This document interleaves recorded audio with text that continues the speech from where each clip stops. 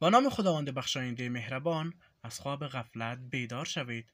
شما به گرامر انگلیسی نیاز ندارید. آیا از این حرفی مشوکه شده اید؟ نمیگویم گرامر انگلیسی بد است، فقط با آن نیاز نداریم.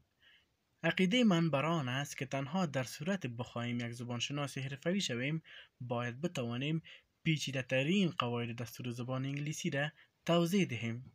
در غیر آن، این صورت کافی است تا بتوانیم درست صحبت نماییم و این امر بدون دانستن حتی یک دستور زبان انگلیسی کافی است.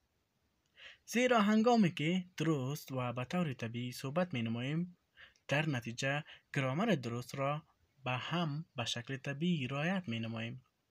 اکنون متوجه شدید منظورم چیست؟